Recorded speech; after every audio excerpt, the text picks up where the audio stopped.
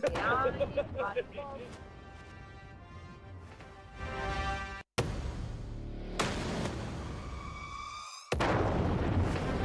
बहनों भाइयों, स्वागत और अभिनंदन आपका। मैं इस वक्त वर्ल्ड इकोनॉमिक फोरम दावोस में मौजूद हूं और आज तीसरा दिन है।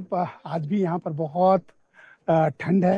हालांकि टेम्परेचर अब थोड़ा नॉर्मल हुआ है, लेकिन दावोस ने जो संदेश दुनिया भर को दिया है, उस संदेश में आज जो सबसे खास बात रही है वो मैं आपको ब्रीफ दूंगा, फिर अपने पैनलिस्ट के साथ में इस चर्चा को आगे बढ़ाऊंगा। आज अमेरिका के राष्ट्रपति डोनाल्ड ट्रंप ने यहाँ पर बोर्ड ऑफ पीस तैयार किया हुआ है, खास तौर पर गाजा के लिए, कि गाजा को फिर से पुनर्स्थापित करना है, इस्टेब्लिश करना है, रिहेबिलिटेशन के वर्क शुरू करने हैं। तो उन्होंने तकरीबन बहुत ढेर सारे, बताते हैं तकरीबन छोटे बड़े सभी मिला के 69 देशों के साथ, 69 कंट्रीज के साथ, जिसमें पाकिस्तान, सऊदी अरब, यूएई भी शामिल है, मोरक्को भी शामिल है। तो उन सब के साथ गाजा को लेकर उन्होंने एक बोर्ड तैयार किया है जो यूनाइटेड नेशन के साथ मिलकर काम करने वाला है। तो ये आज की सबसे बड़ी उपलब्धि रही है। यहाँ पर एक गाजा के लिए खास तौर पर ऑफिशियली जो डोनाल्ड ट्रंप ने इनवाइट किया था सबको, तो उन सब के साथ मिलकर एक बोर्ड तैयार किया गया। थोड़ी देर बाद यहाँ पर तकरीबन जो यहाँ का टाइम के हिसाब से तकरीबन 4:30 बजे आर्टिफिशियल इंटेलिजेंस को लेकर बहुत बड़ी कॉन्फ्रेंस है, और उम्मीद है कि उस कॉन्फ्रेंस को एलन मस्क खुद एड्रेस करने वाले हैं। अब इस वक्त मैं जहां पर मौजूद हूँ, इंडियन पवेलियन के बाहर के सेंटर से मौजूद हूँ। थोड़ी देर पहले मेरी असम के मुख्यमंत्री हेमंता बिश्व शर्मा से भी मुलाकात हुई थी, और यहाँ की स्थितियां जो खास तौर पर जो विषय रहे हैं बड़े ही महत्वपूर्ण विषय रहे हैं, और इंडिया को के इन्वेस्टमेंट को लेकर ग्लोबल जो इन्वेस्टर्स हैं उनमें बड़ी रुचि इस बार मुझे देखने को मिली।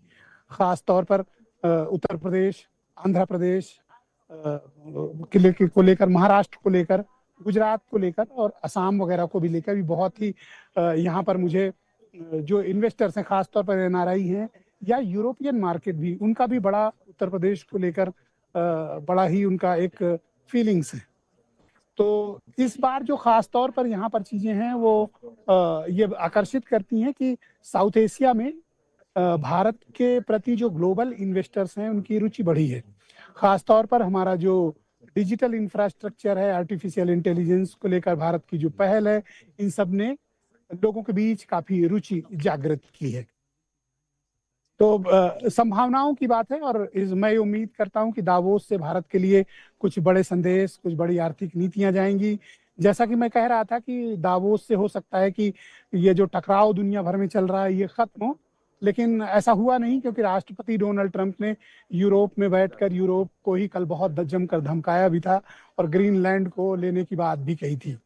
हालांकि उन्होंने कहा था कि वो बलपूर्वक नहीं लेंगे, लेकिन बात तो वही हुई कि उन्होंने ग्रीनलैंड किसी भी कीमत पर चाहिए।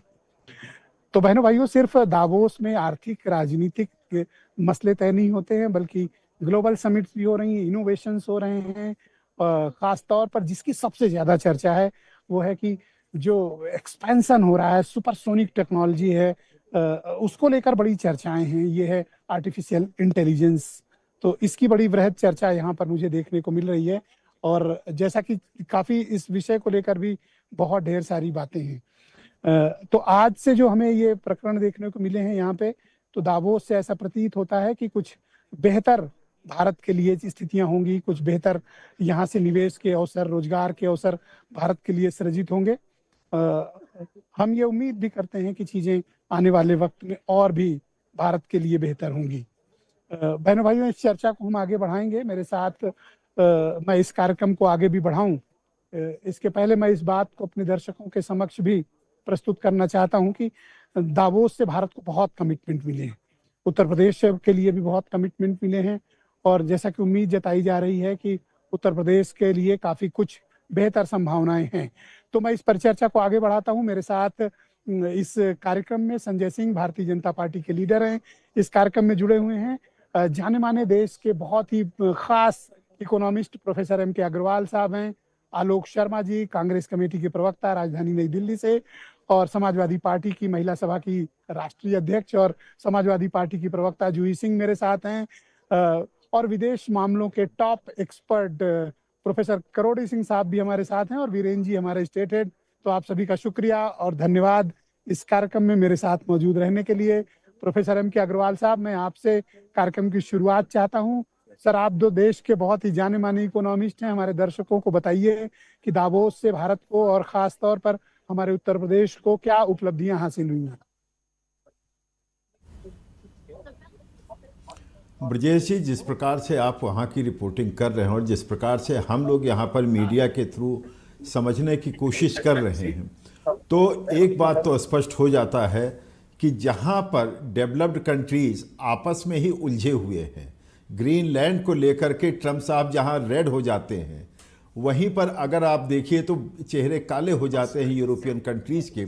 उस बीच में अगर हम देखते हैं तो भारत के राज्य, मैं इस बार भारत के राज्य का विशेष तौर पर इसलिए उल्लेख कर रहा हूं कि जो रणनीति बनी है इस बार की, वो राज्यों के माध्यम से निवेश को भारत में आकर्षित करना, यानी कि राज्यों को इस तरह संबल प्रदान करना कि वो अपने यहाँ जो भी उन्होंने परफॉर्म किया है उसको ग्लोबल मार्केट में रखें।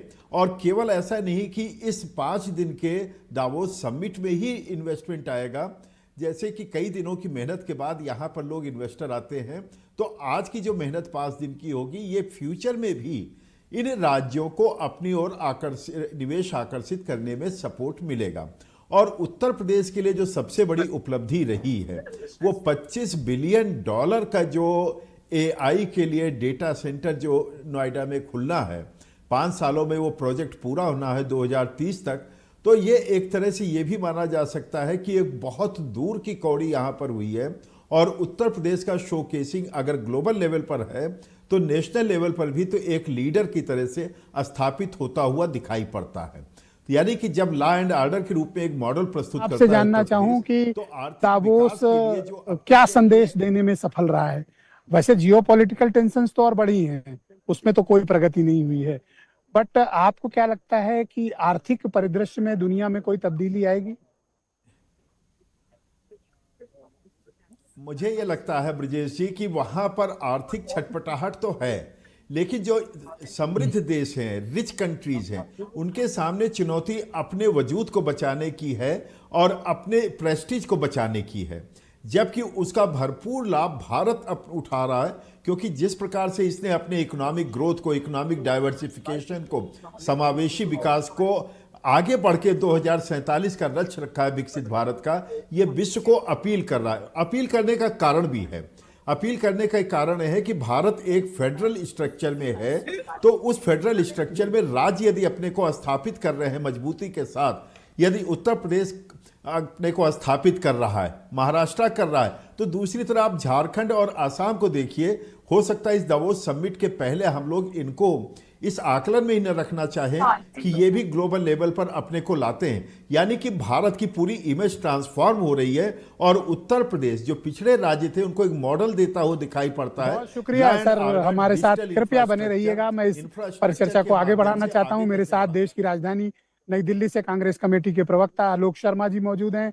आलोक जी, आज तो ट्रम्प साहब ने यहाँ पर बोर्ड ऑफ पीस बना दिया है, हालांकि भारत की भूमिका उसमें बहुत ज्यादा स्पष्ट नहीं, इनवाइट तो आया था, लेकिन पाकिस्तान वाले आजकल कुछ जरूरत से ज्यादा ट्रम्प के साथ खेल रहे हैं। और यहाँ भी मुझे पाकिस्तान के प्राइम मिनिस्टर शहबाज शरीफ भी दिखे। क्या आपको लगता है कि जो जियोपॉलिटिकल टेंशन इस वक्त दुनिया भर में है, हमको और ज्यादा सावधानी की आवश्यकता है। ब्रजेश जी, सबसे पहले तो मैं भारत समाचार को और आपको बधाई देना चाहूँगा कि जिस तरह से आप लोगों ने वहाँ पर जाकर कवरेज किया है, यहाँ के हिंदुस्तान के मीडिया में किसी ने भी इस तरह से कवरेज नहीं किया है। इवन प्रिंट मीडिया पर कहीं पर फ्रंट पेज पर, मैं आज 8-10 अखबार देखे मैंने, कहीं पर दावोस के बारे में कोई खबर नहीं है। केवल इकोनॉमी के फ्रंट में 2-3-4 पैरा की छोटी छोटी खबरें हैं और वो भी कोई विस्तार से नहीं है। तो भारत समाचार इस चीज़ के लिए बधाई का पात्र है। वहाँ पर आज 2-3 चीज़ें हुई हैं ब्रजेश जी। एक बोर्ड ऑफ पीस बना है। बोर्ड ऑफ पीस कहीं ना कहीं यूनाइटेड नेशंस जो है, ट्रम्प साहब जो हैं वो यूएन के पैरेलल यूएसए जो है एक बॉडी बनाना चाह रहा है, जिसमें अभी तक भारत का कोई भी किस रूप में हम रहेंगे, हमारा स्पष्ट कोई उसका अभी तक रुख सामने नहीं आया है, जबकि आना चाहिए था। दुर्भाग्यपूर्ण है हम इस तरह की किसी बॉडी को जिसमें हमें इतना मोटा पैसा भी देना पड़े और पीस की बात हम एक देश को सौंप दें, ये कहीं ना कहीं हमारे लिए गलत होगा। हम गुटनिरपेक्ष देश रहे हैं। बोर्ड ऑफ पीस पर अभी तक केंद्र की सरकार का जो ढुलमुल रवैया है और जो उदासीनता है वो कहीं ना कहीं बाद में हमें नुकसान देगी। दूसरी चीज, डावोस में आज इकोनॉमिक्स कम हुई है, जैसा कि आपने भी अभी विश्लेषण किया, जियो पॉलिटिक्स ज्यादा हुई है। और जो भी जियो पॉलिटिक्स हुई है, जिस तरह की स्टेटमेंट्स आई हैं, वो कहीं ना कहीं पूरी तरह से हिंदुस्तान के लिए नेगेटिव है, हिंदुस्तान के लिए नेगेटिव है। टेंशन बढ़ेगी अगर वर्ल्ड में। हमारा पिछले 4 दिन से लगातार शेयर मार्केट क्रश कर रहा है, रुपया डॉलर की तुलना में लगातार गिर रहा है। आज आप देखिए कि किस तरह से शेयर मार्केट गिरी, डॉलर गिर रहा है, गोल्ड के और सिल्वर के लगातार प्राइस बढ़ रहे हैं। ये कोई भी चीज ऐसी नहीं है जिससे हम पॉजिटिव एक इंडिकेशन इंडियन इकोनॉमी के लिए लेकर चलें। और दुखद बात यह है कि इस वर्ल्ड फोरम पर किसी भी देश ने इंडिया के लिए कोई भी पॉजिटिव स्टेटमेंट नहीं दी है अभी तक। हमारा, मैंने आज लेकिन यूरोपियन यूनियन के प्रेसिडेंट का आपने स्टेटमेंट सुना होगा, उन्होंने कहा हम मदर ऑफ ऑल डील करने जा रहे हैं भारत के साथ। देखिए, इकोनॉमिक फोरम जो यूरोपियन यूनियन वाले लोग हैं, क्योंकि उनके साथ हमारा फ्री ट्रेड एग्रीमेंट होना है 27 तारीख को, उसके लिए एक विस्तृत चर्चा है, तो स्वाभाविक है कि वो उसके लिए अपना माहौल बना रहे हैं। लेकिन इंडिया एज स्पेसिफिक, क्योंकि हम 145 करोड़ लोगों के देश हमारे वासी हैं, तो कहीं ना कहीं सबको हम मार्केट के तौर पर दिखते हैं। और जो ये 2047 में हम विश्व गुरु बन जाएंगे, ये इससे बड़ा जुमला और इससे बड़ी कोई झूठ नहीं हो सकती है। हमारा रुपया लगातार गिर रहा है, बेरोजगारी बढ़ रही है, इन्फ्लेशन बढ़ रहा है, फिस्कल डेफिसिट के साथ बढ़ रहा अगर है, हम किसी बहुत बड़ी डील का हिस्सा बनते हैं तो 18 ट्रिलियन डॉलर की मार्केट है जिसको भारत एक्सप्लोर कर सकता है। हमारे लिए एक अच्छी अपॉर्चुनिटी है, ये एक बड़ा अवसर हो सकता है। देखिए, अपॉर्चुनिटी तो है लेकिन बहुत लिमिटेड ब्रजेश जी, बहुत लिमिटेड स्कोप है। ऑलरेडी चाइना हर जगह एग्जिस्ट कर रहा है। आप देखिए, चाहे वो न्यूजीलैंड हो, ऑस्ट्रेलिया हो, साउथ अमेरिका हो, साउथ अफ्रीका हो, जिम्बाब्वे हो, यूरोप के मैक्सिमम नेशंस, क्योंकि पॉपुलेशन बहुत लिमिटेड है, वो कंज्यूमर्स नहीं है बहुत बड़े। मुझे नहीं लगता कि बहुत कुछ एक्सप्लोर हो पाएगा। हाँ, उनको हमारी एक मार्केट जरूर दिखाई दे रही है। तो ये गुजारिश करूंगा कि थोड़ी मायूसी को कम करें और देश में आ रहे इन्वेस्टमेंट को थोड़ा बढ़ावा दें, मायूसी कम करें थोड़ी। देखिए, मैं मायूसी की बात नहीं कर रहा हूं, मैं वास्तविकता के धरातल पर बात कर रहा हूं। 2022 में ये हो जाएगा, 2047 में ये हो जाएगा। पंडित जी ने मुहूर्त निकाला है, 2047 में हो जाएगा भाई, 2046 में क्यों नहीं होगा और 2048 में क्यों नहीं होगा? गजब बात है भाई। मतलब मोदी जी जो बोलते हैं वो लोग इकोनॉमिस्ट अपने, भाई आप इकोनॉमिस्ट हैं, आप इकोनॉमी की तो बात कीजिए। मैं भी पीएचडी हूं इकोनॉमिक्स में, मैं भी जानता हूं कि किस तरह से क्या हो रहा है वर्ल्ड में। आपका हर चीज नेगेटिव इंडिकेटर है, माइक्रो मैक्रो इकोनॉमिक्स दोनों का बैंड बजा हुआ है। अभी बजट आएगा, अब इस पूरे देश को पता चल जाएगा। 2 दिन बाद इकोनॉमिक सर्वे आएगा, आलोक शर्मा जी। सर, मैं डिबेट के दूसरे चरण में आपकी बाकी ओपिनियन को स्थान दूंगा। सर, मेरे साथ रूलिंग पार्टी बीजेपी के प्रवक्ता संजय सिंह इस वक्त स्टूडियो से लाइव मौजूद हैं। संजय जी, बहुत शुक्रिया आपका। मैं दावोस से आपका बहुत ही स्वागत करता हूं। मैं इस वक्त फिजिकली तो आपके पास मौजूद नहीं हूं, लेकिन आपका वेलकम स्टूडियो में करता हूं। आप बताइए कि दावोस से हासिल होने वाली उपलब्धि में भारत के हिस्से में क्या क्या मिला और आप लोग वहां क्या महसूस कर रहे हैं? देखिए, पहली बात तो हमें सबसे अच्छा महसूस हो रहा है कि आप हैं। आपका एक वीडियो देखा जिसमें आप खड़े थे सुबह और बर्फ थी जी, आप थे, तो हमें लगा कि आप बर्फ के ऊपर ही खड़े हुए हैं। अच्छा मौसम है वहाँ का। हाँ। देखिए, अभी जैसे प्रोफेसर अग्रवाल ने बताया कि $25 बिलियन का एग्रीमेंट हुआ डाटा सेंटर के लिए ग्रेटर नोएडा में, और आज ही शायद 12,800 कुछ करोड़ का एक और एग्रीमेंट हुआ है। तो रफली ये माना जा रहा है कि कल तक शायद जो है 3 लाख करोड़ तक के एग्रीमेंट हो जाएंगे। और ये जो $25 बिलियन का जो एग्रीमेंट हुआ है, ये अब तक का यूपी के इतिहास में सबसे बड़ा एग्रीमेंट है MOU के नाम पर। देखिए, जो सबसे अच्छी बात लग रही है, जिस तरह से स्टेट्स का पार्टिसिपेशन है। मैं आज झारखंड का एक ऐड पढ़ रहा था, बड़ा अच्छा लगा कि वो देश के निर्माण में वो हमारी विरोधी पार्टी भी आगे आ रही है। और उसमें ऐड में जो अच्छा लगा, अपीलिंग था कि 2047 तक विकसित भारत। देखिए, हेमंत सोरेन ने मोदी जी का वाक्य उठाया है, 2047 तक विकसित भारत और 2050 तक झारखंड समृद्ध भारत। ये आलोक शर्मा जी के लिए जवाब है। और रही बात जो टोन सेट हो रहा है भारत के लिए, तो मैं बताना चाहता हूं अपनी यूओ की president Ursula von der Leyen का स्टेटमेंट आप भी कोट कर रहे थे।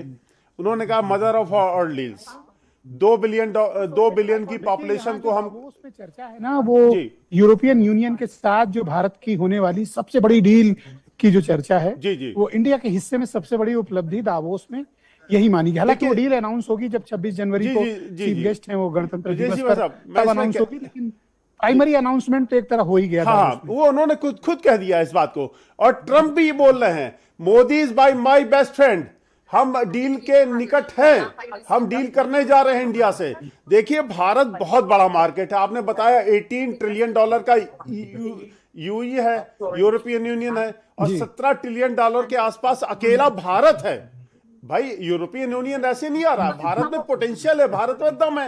अब कांग्रेस के लोग, हमारे मित्र आलोक शर्मा जी भले ही इकोनॉमिक्स में पीएचडी हैं, लेकिन मायूसी है उनके 5 ट्रिलियन डॉलर इकोनॉमी की तरफ बढ़ रहे हैं, 17 नहीं है सर जी। हेलो, हम 5 ट्रिलियन डॉलर वाले नहीं, मार्केट है यहाँ का 17 ट्रिलियन डॉलर का मार्केट है भारत का, जो है यहाँ की जो परचेसिंग पैरिटी है वो 17 ट्रिलियन डॉलर की है। तो भारत देखिए निश्चित रूप से दुनिया भारत की ओर देख रही है।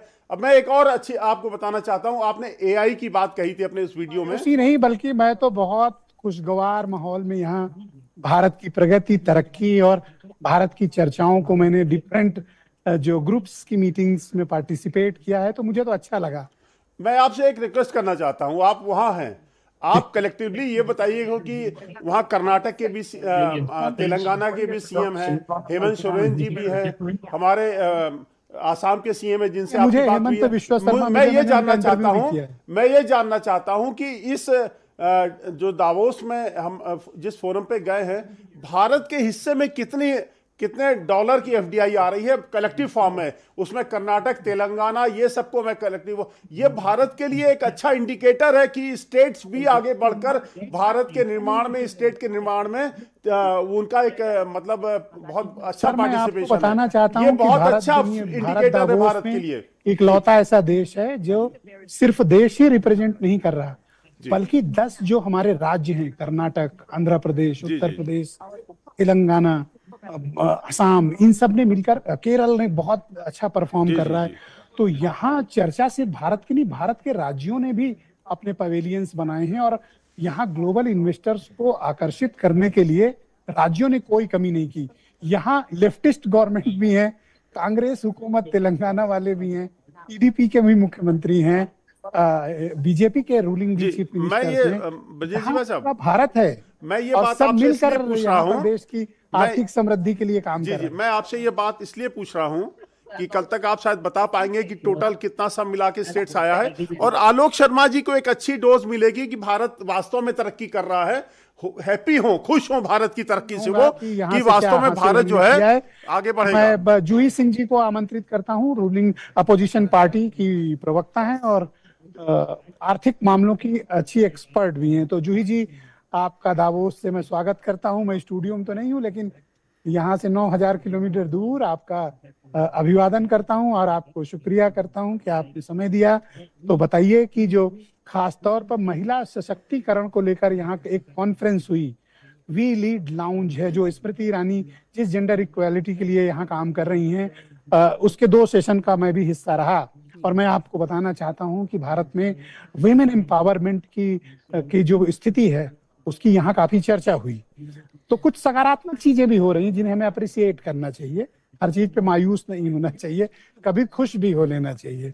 तो आप बताइए कि दावोस से भारत के लिए क्या संदेश आप लोगों ने वहां महसूस किए?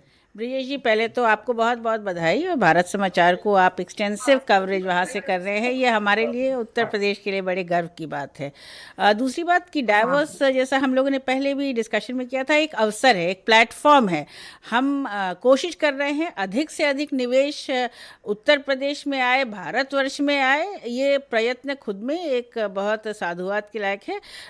अभी एक, जैसे आपने कहा, कई सकारात्मक चीज़ें भी हो रही हैं और कई ऐसे मुद्दों पर भी डिस्कशन हो रहा है जो एक्चुअली हमारे निवेश को इफेक्ट करता है। पर्यावरण, आपने ये सुना ही होगा कि गीता गोपीनाथ ने बताया कि पोल्यूशन एक बहुत बड़ा संकट है, हमारे निवेश को इफेक्ट करता है। करीब टैरिफ भारत की प्रॉब्लम नहीं है, हाँ जी, पोल्यूशन भारत और के लिए बिगेस्ट थ्रेट। आंकड़ों में उन्होंने बताया कि वर्ल्ड बैंक की एक रिपोर्ट में 1.7 मिलियन डेथ्स जो हैं पर ईयर वो केवल पोल्यूशन से हो रही हैं। तो कोई भी व्यक्ति अगर निवेश करता है भारतवर्ष में तो उसको पर्यावरण एक अच्छा चाहिए। आप डावोस में आप देख सकते हैं वहाँ की पब्लिक सर्विसेज, पब्लिक ट्रांसपोर्ट कैसा है, हमें उस पर भी कार्य करना पड़ेगा। और एक अंतर्राष्ट्रीय बदले हुए माहौल में हम काम कर रहे हैं। प्रेसिडेंट ट्रंप के हम लोगों ने सबने सुना, बोर्ड ऑफ पीस, उन्होंने यूनाइटेड नेशंस का एक ऑल्टरनेटिव प्रस्तुत किया जिसमें हमारे कई मित्र देश जिनसे हमारे रिश्ते हैं वो उसमें शामिल हो सकते हैं। तो भारत का उसमें क्या रोल होगा ये हमें सोच समझ कर तय करना है। चीन एक बड़ी अर्थव्यवस्था उभरा है और हमारी जो पुरानी पॉलिसी थी कि हमारे आसपास के देशों से हमारे अच्छे ट्रेड एग्रीमेंट्स से वो ऑलरेडी ट्रायलैटरल एग्रीमेंट साइन कर चुका है। यूएस ट्रेड डील अभी साइन होने को है, ईयू से अच्छी ट्रेड डील हो जाए जिससे हमारा व्यापार शुरू हो। इससे बड़ा और क्या चीज़ हो सकता है। तो आर्थिक मामलों में जो हमने देखा है, एक और रेड फ्लैग जो मैंने देखा इन डेलीगेशंस और संवाद में कि सबने ये कहा, हमने आइकिया के प्रेसिडेंट को सुना कि भारतवर्ष जो हमारी सरकार में आए थे, सरकार में भी हैं, कि केवल 1% फर्नीचर का प्रोडक्शन भारत में होता है जबकि हम बहुत कुछ और कर सकते हैं। तो आपकी बात सही है, लोग भारतवर्ष में आना चाहते हैं, निवेश करना चाहते हैं। We are a very interesting country at the moment, not just उन्होंने कहा कि वो इमोशनली बायस्ड है भारत जी। तो बहुत सारे ऐसे लोग हैं, लेकिन हम उनको कैसे इस लाल फीताशाही को कम करें, ईज ऑफ डूइंग बिजनेस पे बहुत बात अच्छी हुई। बात आपने उठाई जी हमें इस तरीके के ब्यूरोक्रेटिक हर्डल्स को दूर करके जो ग्लोबल इन्वेस्टर्स हैं, जो मल्टीनेशनल कंपनीज हैं, जो बड़े ब्रांड्स हैं, उनको अपने देश में स्थान देना चाहिए। मैं करोरी सिंह साहब को आमंत्रित करता हूँ, फॉरेन मामलों के भारत के टॉप एक्सपर्ट हैं और नई दिल्ली से हमारे साथ ज्वाइन कर रहे हैं। बहुत शुक्रिया सर आपका हमें समय देने के लिए और बड़ी पेशेंसली हम सबको सुनने के लिए। तो मैं दावोस से आपका स्वागत करता हूँ, इस्तकबाल करता हूँ।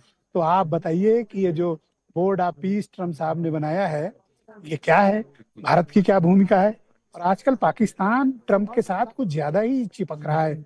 जैसे शहबाज शरीफ ट्रम्प के बगल बैठे थे और वो आदमी फोटो खिंचवाने के लिए जबरदस्ती कान में बात, जैसे होता है ना कि पर्सनल रिलेशन है मेरे, इस टाइप मोमेंट क्रिएट करने की कोशिश कर रहे थे। क्या संदेश दावोस से मिला है भारत के लिए?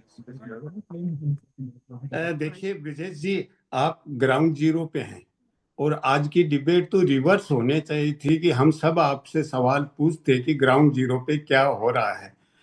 आप अगर दावोस में हैं, मैं भी रियाद से बोल रहा हूँ, मैं भी इंडिया में नहीं हूँ इस समय, सऊदी अरब में हूँ। तो भारत को क्या उम्मीद थी दावोस से, दावोस को भारत से क्या उम्मीद है और भारत को दावोस से अपेक्षाएं क्या थी, ये सवाल है। देखिए, जहां दावोस में जो विवादास्पद मुद्दे हैं उनमें यूक्रेन इस बार कोई ज्यादा बड़ा मुद्दा नहीं रहा। ग्रीनलैंड और बोर्ड ऑफ पीस दो महत्वपूर्ण मुद्दे रहे हैं। भारत दोनों में ही कोई प्रत्यक्ष रूप से भूमिका नहीं निभाना चाहता क्योंकि दोनों ही विवादास्पद हैं। ग्रीनलैंड पे एक समझौता की फ्रेमवर्क को लेके हो गया है, जैसा ट्रंप ने कहा है कि नेटो के सेक्रेटरी जनरल से बातचीत हो गई है, कुछ एग्रीमेंट हो गया है। बोर्ड ऑफ पीस जिस तरह से बन रहा है, भारत उसमें विवादास्पद स्थिति में नहीं पड़ना चाहता क्योंकि अल्टीमेटली बोर्ड ऑफ पीस बहुत विवादास्पद होगा। क्योंकि ट्रंप जिस तरीके से बना रहे हैं वो केवल गजा के लिए नहीं है। मैंने वो पूरा इनका चार्टर पढ़ा, कहीं गजा का नाम ही नहीं है पूरे चार्टर में। वो एक यूएन का अल्टरनेटिव बनाना चाहते हैं और वो विवादास्पद होगा। तो भारत की इस समय जो उम्मीद है, यूनाइटेड नेशन का एक विकल्प तैयार करना चाहते हैं। आलोक शर्मा जी ने भी ये बात उठाई और आपकी बात लगभग सही भी है। आज मैं जितने डिस्कशंस का हिस्सा था, सब जगह इसको लेकर आलोचनाएं भी थी। कुछ एक जो कंट्रीज इसका हिस्सा हैं, उनके जो एक्सपर्ट या डिप्लोमेट्स थे, वो जरूर इसे प्रेस कर रहे थे ट्रम्प की पॉलिसीज और बोर्ड ऑफ पीस को। लेकिन लार्जली मैंने देखा कि खास तौर पर चाहे यूरोपियन यूनियन हो या दूसरे मुल्क हों, और इंडिया का ना होना भी उस बोर्ड में, ये भी एक बात साबित करता है। तो यूनाइटेड नेशन को मुझे लगता है अप्रासंगिक करने के मकसद से इस बोर्ड को तैयार किया जा रहा है, और ट्रंप इसमें व्यक्तिगत रुचि ले रहे हैं। खास बात यह है। देखिए ब्रिजेश जी, भारत को जो अपेक्षाएं थी दावोस से, वो ये थी कि भारत अपना आर्थिक और तकनीकी विकास करना चाहता है और उसी पे भारत का फोकस था। तो इसके लिए भारत का एक तो ये था कि भारत अपनी उपलब्धियों को, अपने अचीवमेंट्स को वहां प्रदर्शित करे दावोस के सामने, दुनिया के नेताओं के सामने, जो बिजनेस लीडर हैं, इंडस्ट्रीज लीडर हैं, टेक्नोलॉजी लीडर हैं, पॉलिटिकल लीडर हैं, तो सबके सामने भारत ने अपने तरीके से प्रदर्शन किया होगा। आप वहां ग्राउंड जीरो से अच्छी तरह समझते हैं, देख रहे हैं। दूसरा देखिए, यहाँ जो सबसे महत्वपूर्ण चीज ये है कि वहाँ कुछ इन्वेस्टमेंट के एग्रीमेंट्स हुए हैं और भारत के स्टेट्स गए हैं, सेंट्रल गवर्नमेंट से भी अलग स्टेट्स भी डायरेक्ट इन्वेस्टमेंट एग्रीमेंट कर रहे हैं। लेकिन जो जैसी रिपोर्ट आ रही है, ज्यादातर मैं ग्राउंड जीरो पर हूँ और आपसे कुछ सवाल करना चाहते हैं, तो आपने जो बातें उठाई मैं आपको ही उसके बारे में कहता हूँ। जियोपॉलिटिकली जो मामले हैं, खासतौर पर भू राजनीतिक मामले या जो पॉलिटिकल इश्यूज हैं, भारत की मैंने उसमें कोई बहुत प्रभावी भूमिका दावोस में नहीं देखी। लेकिन हाँ, दो विषयों पे भारत की बड़ी अच्छी भूमिका रही है। एक भूमिका खासतौर पर जो हमारे लिए साउथ एशिया में निवेश का माहौल बना है, और भारत की सरकार हो या फिर हमारे स्टेट्स, खासतौर पर उत्तर प्रदेश, गुजरात, और सबसे अच्छा परफॉर्म कर रहा है यहाँ पे जिसकी चर्चा सर्वाधिक है वो आंध्र प्रदेश। वहाँ के चीफ मिनिस्टर तो ग्लोबल इन्वेस्टर्स के साथ इस तरह पेश आ रहे हैं कि जैसे वो वहाँ के सीईओ हों, और सारी फैसिलिटीज, सारे नीतियों के साथ तुरंत का तुरंत सारी अप्रूवल्स, और कब क्या काम होगा इसके साथ पूरी टाइमलाइन के साथ वो काम कर रहे हैं। तो सबसे इंप्रेसिव वर्क अगर कोई भारत से आकर यहाँ कर रहा है तो आंध्र प्रदेश के चीफ मिनिस्टर चंद्रबाबू नायडू हैं। उत्तर प्रदेश की जो सबसे ज्यादा चर्चा है वो यहाँ की जो फॉरेन डायरेक्ट इन्वेस्टमेंट पॉलिसी है उत्तर प्रदेश की सरकार की, उसकी बड़ी व्यापक चर्चा है, और उत्तर प्रदेश ने भी बड़े निवेश को यहाँ से आकर्षित किया है। तो आर्थिक, तकनीकी और इनोवेशन के क्षेत्र में भारत ने दावोस में बहुत कुछ हासिल किया है। हाँ, ये जो बोर्ड ऑफ पीस बना है या जो कुछ भी जियोपॉलिटिकल टेंशंस चल रही हैं, इसमें भारत की कोई भूमिका नहीं रही।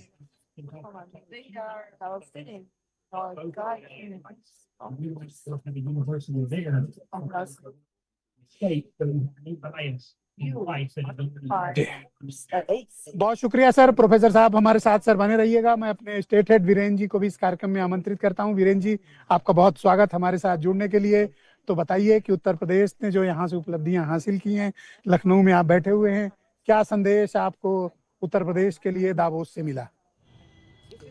देखिए, उत्तर प्रदेश ने एक बहुत मजबूत उपस्थिति दर्ज कराई है और इसको लेकर बहुत उत्साह है। उत्तर प्रदेश की सरकार में जो प्रतिनिधिमंडल गया हुआ है उसमें इस बार के दावोस ने यह तय कर दिया है कि यूपी की सरकार अगली बार और ज़्यादा तैयारी के साथ वहां जाएगी।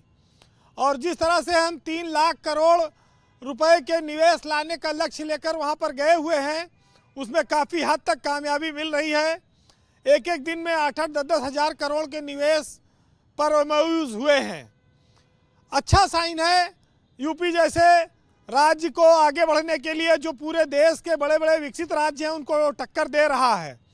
और क्या चाहिए? हम डाटा सेंटर से लेकर ग्रीन एनर्जी से लेकर लाखों करोड़ों रुपए के निवेश ला रही योगी सरकार के लिए एक बड़ा सफलता का एक मौका बना है दावोस।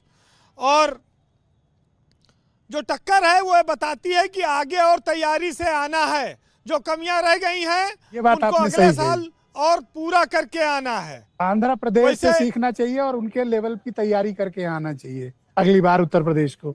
यहाँ देशों से कंपटीशन नहीं है, यहाँ मैंने अच्छी चीज देखी कि राज्यों का राज्यों से कंपटीशन है।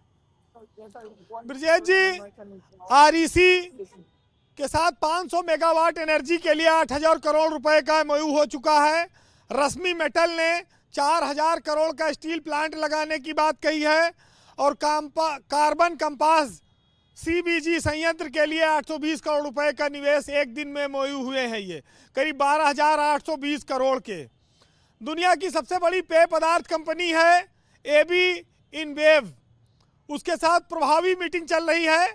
और आईटी क्षेत्र की दिग्गज कंपनी है सिस्को, उसके साथ भी प्रतिनिधिमंडल की वार्ता सार्थक हुई है। तो दावोस को आप एक दमदार छलांग के तौर पर उत्तर प्रदेश के लिए मान सकते हैं। और निवेश 2.5 लाख करोड़ होगा कि 3 लाख करोड़ होगा, ये बात की बात है, लेकिन हम कितने प्रभावशाली साबित हुए हैं ये ज़्यादा अहमियत रखता है।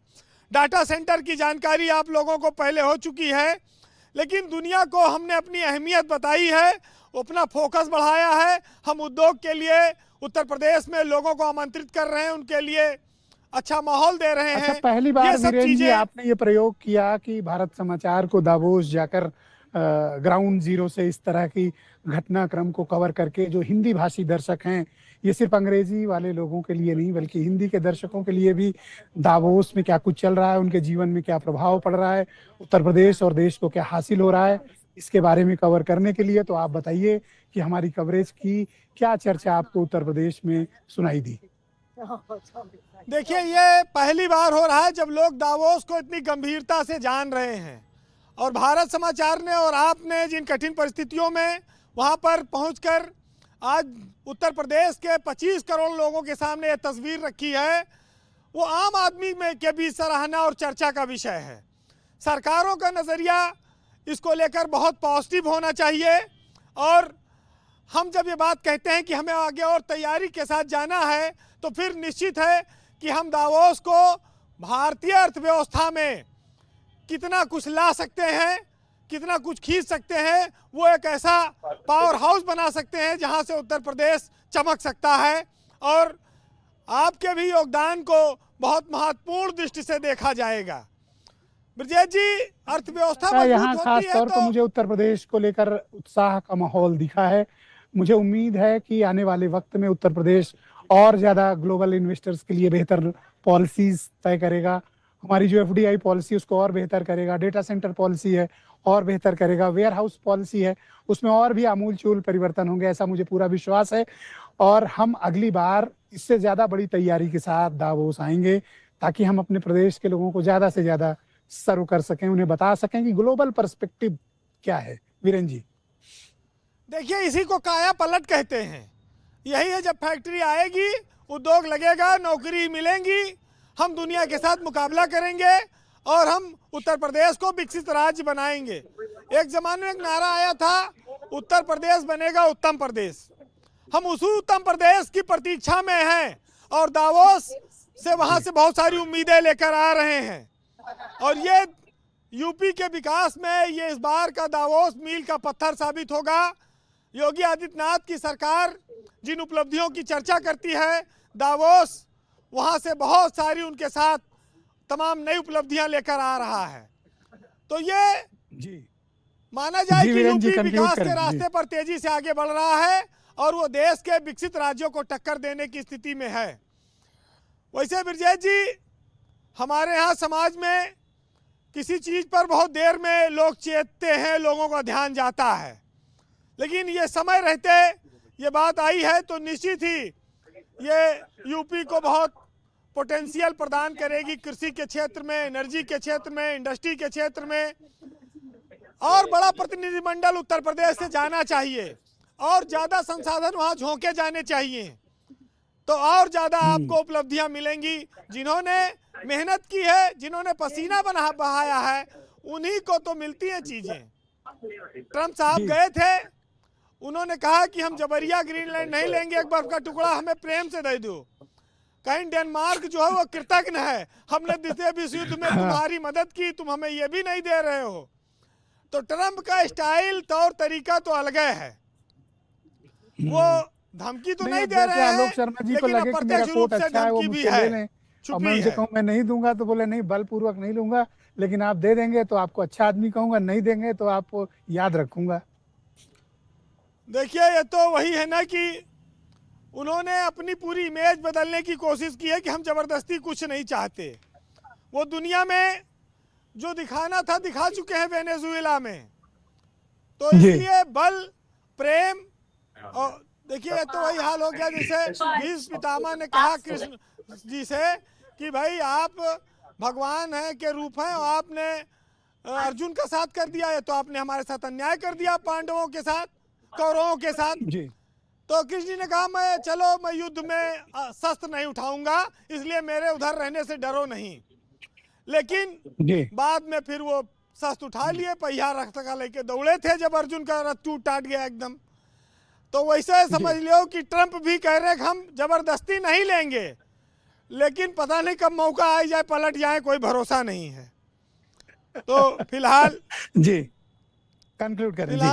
फिलहाल सुनिएगा कि उत्तर प्रदेश को अब आप किस रूप में देखना और जानना चाहते हैं कि हौसले दिल में जब मचलते हैं, आंधियों में भी चिराग जलते हैं, और मुक्त हूँ कर्तव्य की चिंताओं से, और वर्ष से कुछ मुझे आराम है, हर किसी के वास्ते हर वस्तु है, यहाँ हमारे ऐश्वर्य का यह पैगाम है। और पैदा नज़र नज़र में एक ऐसा मुकाम कर कि दुनिया सफ़र करे तेरे दामन को थाम कर। बहुत शुक्रिया वीरेंद्र जी, आपका बहुत धन्यवाद और बहुत शुक्रिया हमारे साथ जुड़ने के लिए। बहनों भाइयों, इस दावोस में वर्ल्ड इकोनॉमिक फोरम 2026 में इस वक्त मैं मौजूद हूं और हम ये परिचर्चा लाइव कर रहे हैं। और जैसा कि आलोक शर्मा जी भी कह रहे थे, अभी मैं प्रोफेसर साहब से भी बात करूंगा। हाँ, ये बात सही है कि इंडियन मीडिया का रुख खासतौर पर वर्ल्ड इकोनॉमिक फोरम और वैश्विक परिदृश्य में जो कुछ भी घटित हो रहा है उसके बारे में रिपोर्ट करने की दिलचस्पी थोड़ी कम है। पर मुझे लगता है कि आने वाले वक्त में जागरूकता आएगी, सिर्फ बिजनेस मीडिया कम्युनिटी ही नहीं बल्कि हिंदी, इंग्लिश और हमारी बाकी जो रीजनल मीडिया कम्युनिटीज हैं उनका रुख भी दावोस की तरफ होगा, ताकि यहाँ किसी व्यक्ति के बारे में नहीं बल्कि दुनिया भर के बारे में पॉलिसीज बनती हैं। तो इसका आम आदमी पर बड़ा प्रभाव पड़ता है, सिर्फ सरकारों पर, बड़ी इंडस्ट्रीज पर ही फर्क नहीं पड़ता है, इस पे आम आदमी पर भी बहुत फर्क पड़ता है, क्योंकि उसके लिए जो पॉलिसीज तय होती हैं वो पॉलिसीज ही हर वक्त पूरी दुनिया में लागू होती हैं। लिहाजा इस बात को लेकर दावोस की जो गंभीरता है उसके बारे में हर एक आम भारतीय को भी समझने की जरूरत है। मैं प्रोफेसर M.K. अग्रवाल साहब, हेड ऑफ डिपार्टमेंट है इकोनॉमिक्स विभाग के, लखनऊ यूनिवर्सिटी में मेरे साथ इस वक्त मौजूद हैं। प्रोफेसर साहब, मैं आपसे समझना चाहता हूं कि खास तौर पर जो ग्लोबल इन्वेस्टर्स के लिए निवेश के अवसर दिखाई दिए, आंध्र प्रदेश का बहुत ही इम्प्रेसिव वर्क रहा है, यूपी का भी बहुत इम्प्रेसिव वर्क रहा है। और जैसा कि मैं अभी आपको चर्चा के दौरान बता रहा था कि यहाँ देश का मुकाबला देश से नहीं है बल्कि भारत के राज्य का ही आपस में मुकाबला है, और सब एक से बढ़कर एक शानदार यहाँ पर प्रदर्शन कर रहे हैं। और एंड ऑफ द डे मैं तो मानता हूँ कि सब हो, चाहे लेफ्ट हो, कांग्रेस की सरकार हो, बीजेपी की हो, टीडीपी की हो, सब पैसा तो अपने देश के लिए ही ला रहे हैं ना। अवसर, रोजगार सब यहीं के लिए सृजित होंगे। अग्रवाल साहब। जी ब्रजेश जी, इस बात को आगे बढ़ाऊं उसके पहले मैं कहना चाहता हूं, जब आप वहां से आएंगे यहाँ तो हम लोग भी आपसे मिलकर आपका अभिनंदन करना चाहेंगे, जिस प्रकार से उत्तर प्रदेश का और सारे राज्यों का आप जिस प्रकार से ब्यौरा यहाँ प्रस्तुत कर रहे हैं। और यहाँ पर एक चीज़, दो बातें मैं ज़रा क्लियर करना चाहता हूँ। जहाँ तक मीडिया रिपोर्टिंग की बात है, इस बार भारत को आगे न करके भारत के राज्यों को आगे किया गया है, तो उस राज्यों के अखबार देखने चाहिए जहाँ के राज्य हैं, नंबर एक। और ये भारत समाचार है कि जो राज्यों की बात कर रहा है, उत्तर प्रदेश की बात कर रहा है, और कलेक्टिवली भारत की बात कर रहा है, क्योंकि वो भारत समाचार है। दूसरी बात, आपने एक फुटनोट के तौर पर एक शरीफ साहब टाइप के कोई आदमी वहां गए हैं, और आप वहां पर ये देखिएगा कि शरीफ साहब गए किस लिए हैं। वो इन्वेस्टर समिट के हैसियत से गए हैं या कान में फुसफुसा करके 10-5 हजार करोड़ रुपए कहीं से चैरिटी में लाने गए हैं। आज उनकी हैसियत क्या हो बनाने गई वाले है, होते हैं ना, और जो हम विधायकों उनके के साथ किसी मूवमेंट प्रकार बनाते का हैं, कंपैरिजन वो पाकिस्तान के पीएम वही करने आए। बेहतर रहेगा, क्योंकि आज जी तो हमारा उनसे कोई कंपैरिजन नहीं हो सकता। आज जो जियोपॉलिटिक्स है, ये मौका ये है कि जहां पर यूरोपियन यूनियन अपने को हमसे अलाइन करके 200 करोड़ लोगों का मार्केट कलेक्टिव मानता है। इस 200 करोड़ का अभिप्राय समझिए, 200 करोड़ का मतलब 145 करोड़ चीन का और बाकी और कई देशों का मिला करके उनको एक मजबूत टक्कर देने की बात है।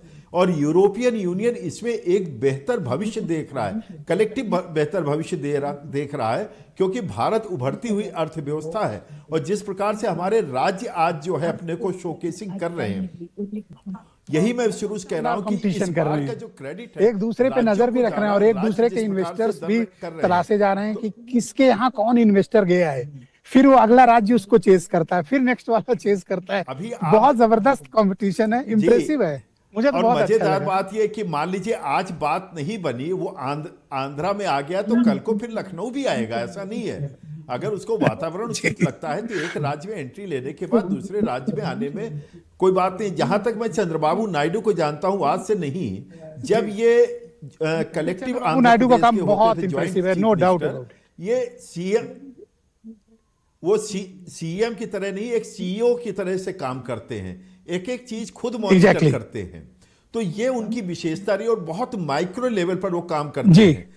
तो वो बहुत शुक्रिया सर, थोड़ा सा वक्त का अभाव है, मैं अपने आप कम हो जाती है। आलोक शर्मा जी को इस कार्यक्रम से जोड़ता हूं। आलोक जी, जिस तरह के भू राजनीतिक तनाव के बीच जटिल परिस्थितियों में दुनिया गुजर रही है, भारत को अपनी भूमिका को और स्पष्ट करना चाहिए। हमको वैश्विक मंच पर अपनी बहुत प्रभावशाली उपस्थिति की आवश्यकता है। हमें इस तरह के फोरम को इग्नोर करने की जरूरत नहीं, बल्कि साहस के साथ उस फोरम पर अपनी बहुत इम्पैक्टफुल उपस्थिति दर्ज कराने की आवश्यकता है। क्या आप भी ऐसा महसूस करते हैं कि हम दावोस का इस्तेमाल सिर्फ इन्वेस्टमेंट के लिए नहीं, एक ग्लोबल फाइनेंशियल अपॉर्चुनिटी के लिए नहीं, जॉब्स क्रिएशन के लिए नहीं, इन्वेस्टमेंट को अट्रैक्ट करने के लिए नहीं, बल्कि वर्ल्ड फोरम में अपनी ताकतवर मौजूदगी को उपस्थित करने के लिए करना चाहिए? बिल्कुल ब्रजेश भाई, बिल्कुल सच बात है, लेकिन दुर्भाग्यपूर्ण है कि बोर्ड ऑफ पीस के मामले में हम अपना स्पष्ट रुख नहीं कर रहे हैं। G7 में कनाडा में क्या हुआ पूरे देश ने देखा, ब्रिक्स में क्या है हमारी पोजीशन वो पूरा देश देख रहा है।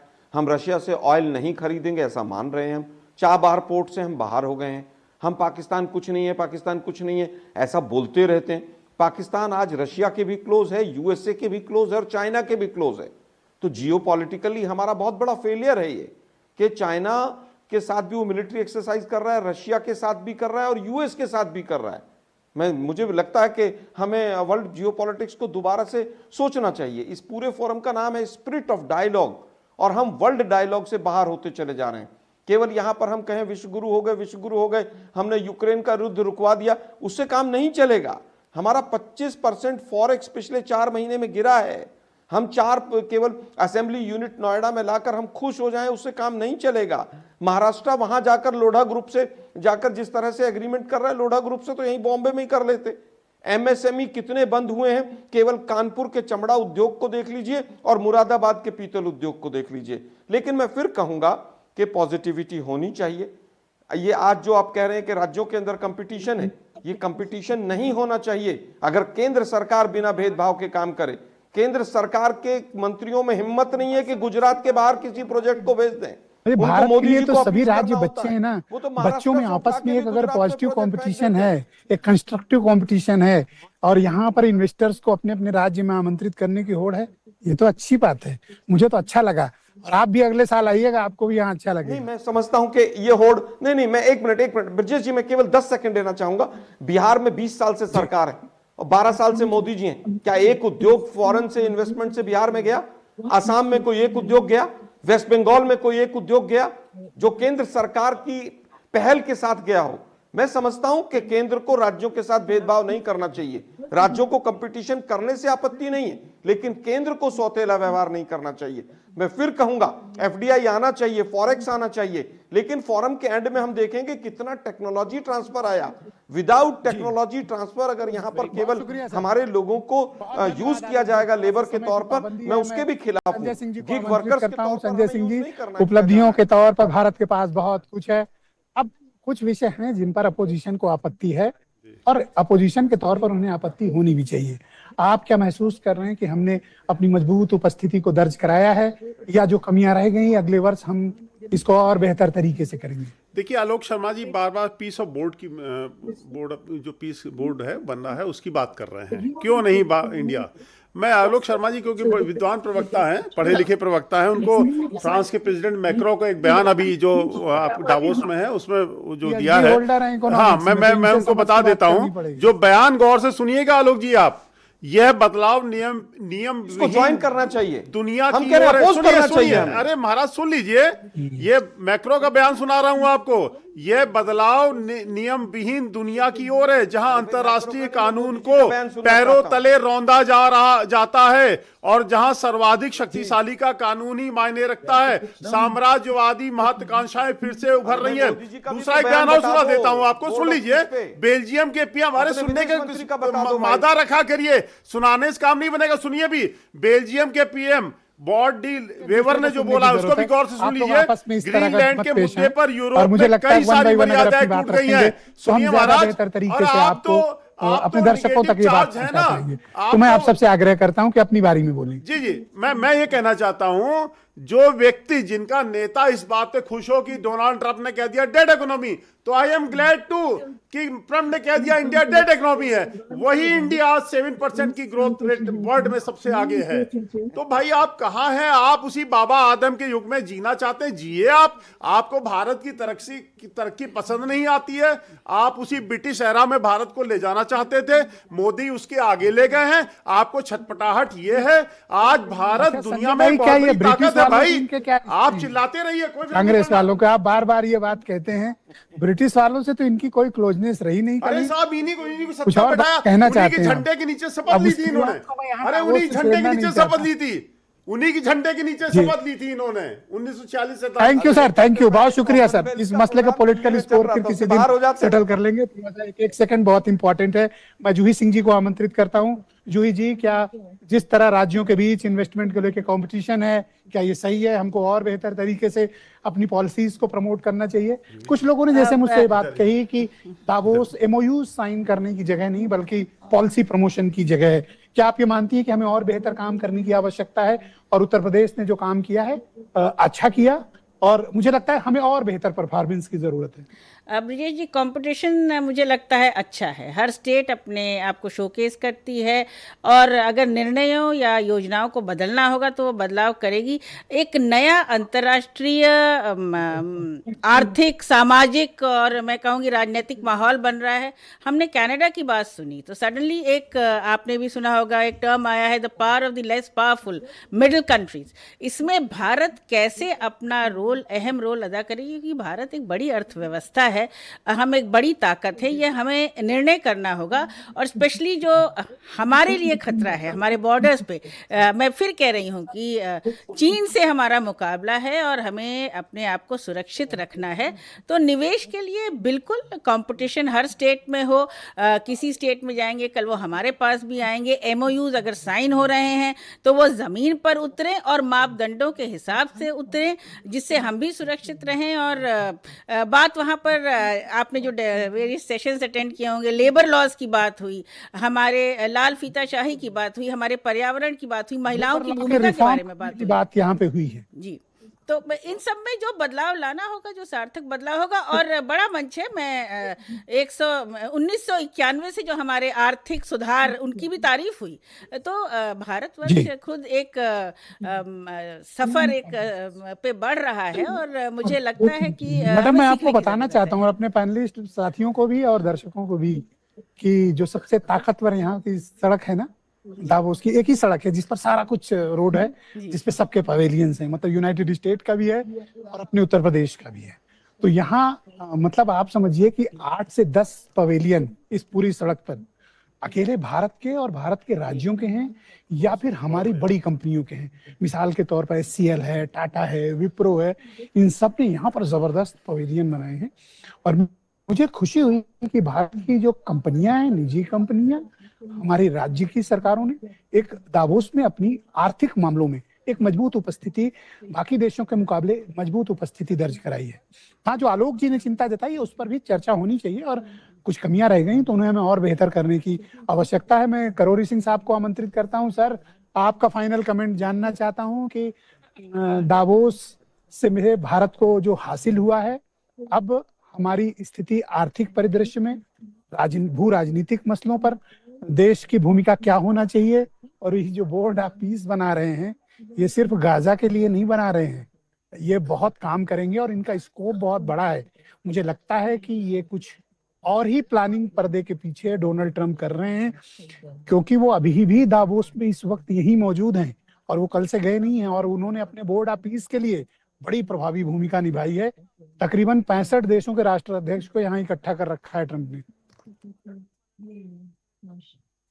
देखिए ब्रिजेश जी, आपने अपने वक्तव्य में भी बताया कि पॉलिसी प्रमोशन की जगह है, एमओयू की साइन करने की जगह नहीं, फिर भी बहुत से एमओयू साइन हो रहे हैं और आप वहां ग्राउंड जीरो पे हैं। भारत के स्टेट या भारत की गवर्नमेंट, सेंट्रल गवर्नमेंट जो एमओयू वहां साइन हो रहे हैं, वो ज्यादातर ऐसा रिपोर्ट आ रहा है कि भारतीय कंपनियों के साथ हो रहे हैं।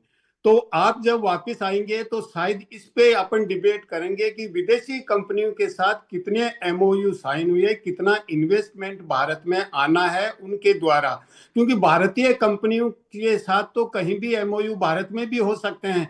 तो ये इश्यू पे आप वापस आओगे तब अपन डिबेट कर सकते हैं। दूसरा महत्वपूर्ण यह कि भारत की अर्थव्यवस्था, दूसरा ये महत्वपूर्ण है ब्रजेश जी, वो भारत की अर्थव्यवस्था अभी भी सर्विस सेक्टर लेड है। अगर 1 डिग्री भी इन एमओयू से या इन्वेस्टमेंट की जो प्रोसेस चलती है उससे 1 डिग्री भी मैन्युफैक्चरिंग सेक्टर लेड ग्रोथ की तरफ शिफ्ट होती है तो भारत के लिए बहुत बड़ी उपलब्धि है। और जियोपॉलिटिकल इश्यूज पे भारत वहां रोल प्ले करना ही नहीं चाहता, भारत का ये उद्देश्य ही नहीं था। तो इसके बारे में एक्सपेक्ट करना कि भारत दावोस में कोई जियोपॉलिटिकल सिचुएशन है, ग्लोबल सिचुएशन इमर्ज हो रही है, उसमें कोई भूमिका निभाएगा, ऐसा भारत ने सोचा नहीं था, भारत चाहता भी नहीं है। तो भारत का उद्देश्य जो था, अगर भारत की इकोनॉमी 1 डिग्री भी मैन्युफैक्चरिंग ग्रोथ लेड ग्रोथ की तरफ शिफ्ट होती है तो बहुत बड़ी उपलब्धि होगी। तो मुझे लगता है भारत का उद्देश्य बहुत सीमित था और इसीलिए भारत बहुत से इश्यूज में इन्वॉल्व नहीं रहा। जो जिसकी बात करें स्पिरिट ऑफ डायलॉग, वहां नेताओं के भाषण हुए हैं अलग अलग फील्ड के। दूसरा महत्वपूर्ण था ने जो थीम था वो था विजन ऑफ 2050, वो भारत के लिए बहुत महत्वपूर्ण था। वहां 10 सेशन रहे हैं, आपको मालूम है, आप तो वहां हो ब्रिजेश जी।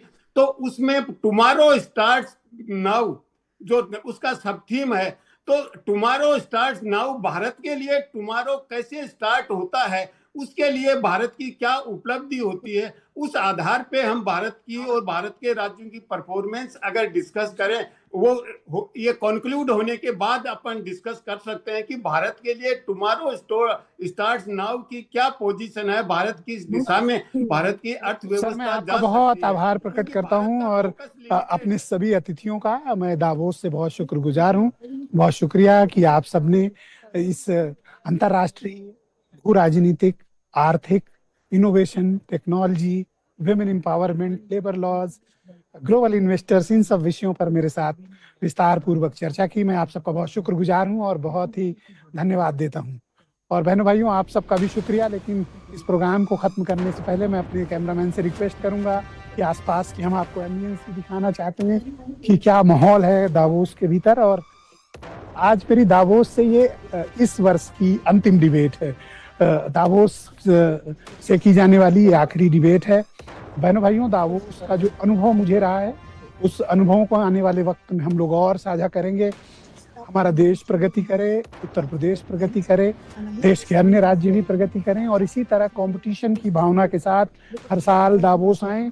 दावोस किसी घूमने फिरने की जगह नहीं है बहनों भाइयों, वैसे तो बहुत शानदार जगह है, लेकिन ये एक इन्वेस्टमेंट अपॉर्चुनिटी, आर्थिक परिदृश्य, दुनिया भर में क्या नए इनोवेशंस हो रहे हैं, क्या नई टेक्नोलॉजी है, किन टेक्नोलॉजीज पर लोग काम कर रहे हैं, वर्ल्ड पर्सपेक्टिव क्या है, दुनिया भर में जिस तरह से जेंडर इक्वालिटी, विमेन एम्पावरमेंट, आप जो कुछ भी सोच सकते हैं कि दुनिया भर में क्या चल रहा है, तो अगर उसको जानना हो तो दावोस से बेहतर कोई जगह नहीं जहां हर विषय पर बड़ी खुली चर्चा होती है।